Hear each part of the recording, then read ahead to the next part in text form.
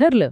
या 1 जानेवारीपासून रोज पहाटे 5 वाजता उठणार आणि थेट जिममध्ये घाम गाळणार. No pain no gain. हो का?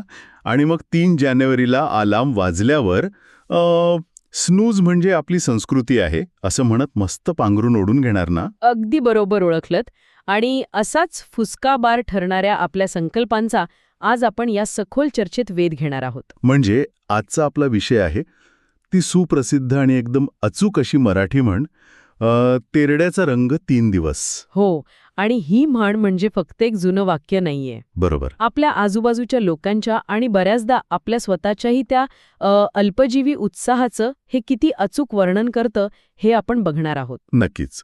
पण सुरुवातीला आपण हा तेरडा म्हणजे नक्की काय हे क्लिअर करूया. कसे, तेरडा हे एक रानफूल आहे. रानफूल. जेव्हा ते फुलतं ना तेव्हा त्याचा रंग अतिशय गडद आणि एकदम आकर्षक असतो. पण गंमत म्हणजे काही दिवसांतच तो रंग फिका पडतो. अरे बापरे. आणि हाच नियम माणसांच्या न्यू इयर रेझोल्युशन्सला तंतोतंत लागू होतो. हो ना. म्हणजे हा तेढा आपल्या सगळ्यांच्याच आत कुठेतरी लपलेला आहे. आता एका ओळखीच्या मुलाचंच उदाहरण घ्या. अचानक जिमचं भूत शिरलं अंगात.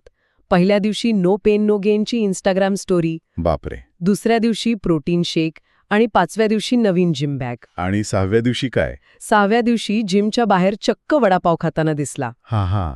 मग फिटनेस जर्नीचं काय झालं? म्हणतो कसा आज चीट डे आहे. अरे पण तू 3च दिवस गेलास. म्हणजे कन्सिस्टन्सी म्हणजे दररोज जिम न जाता दररोज बहाणे बदलणे असा प्रकार झाला. एक्झॅक्टली.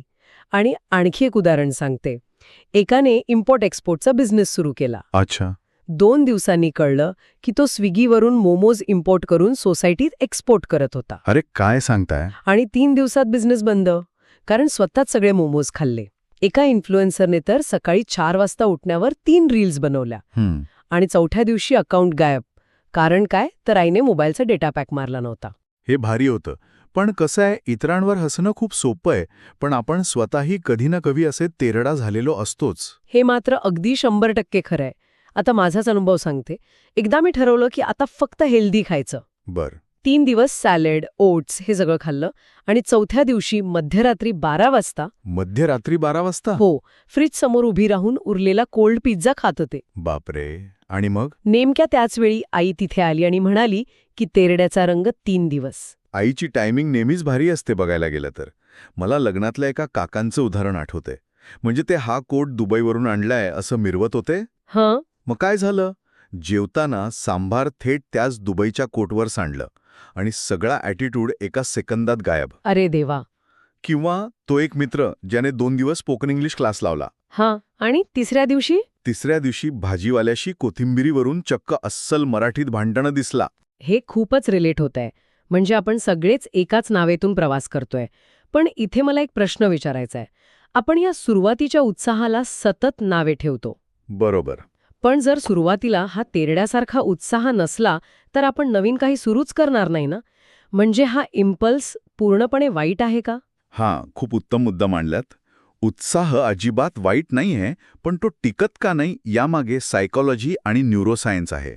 अच्छा. म्हणजे यामागे विज्ञान सुद्धा आहे. हो तर. जेव्हा आपण एखादी नवीन गोष्ट सुरू करण्याचा फक्त विचार करतो ना, तेव्हा आपला मेंदू डोपामाइन नावाचं रसायन रिलीज करतो. हा तोच फील गुड हॉर्मोन आहे. हां.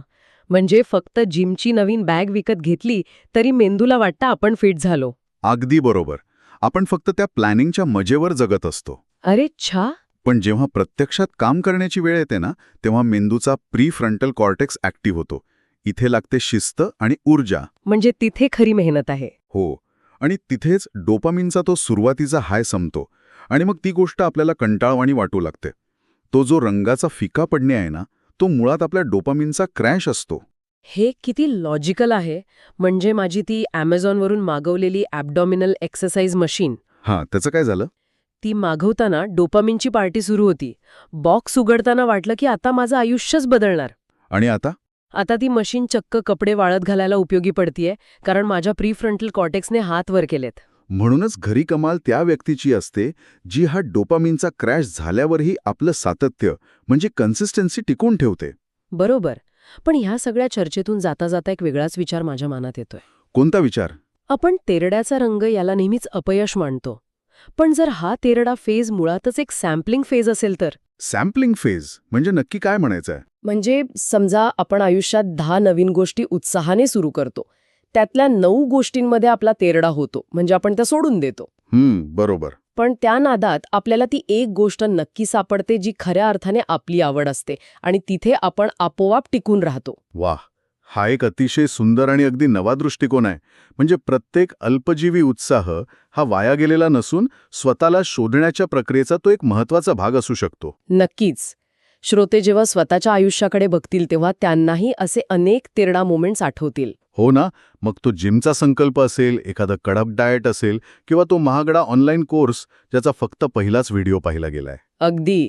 त्या अपयशावर हसण्यापेक्षा त्यातून आपण स्वतःबद्दल काय शिकलो ह्याचा विचार नक्कीच व्हायला हवा. खूपच छान विचार आहे हा. उत्साह असणे वाईट नाही, पण तो थोडा टिकाऊ कसा बनेल यावरही श्रोत्यांनी विचार करायला हवा. बरोबर. तर श्रोत्यांनो, तुमचा सर्वात मोठा तेरडा मोमेंट कोणता होता हे आठवून नक्की पहा. आणि या माहितीपूर्ण सखोल चर्चेला शेअर करायला अजिबात विसरू नका. आणि चॅनलला सबस्क्राईब सुद्धा नक्की करा. याच नव्या विचारासह आज आपण इथेच थांबूया.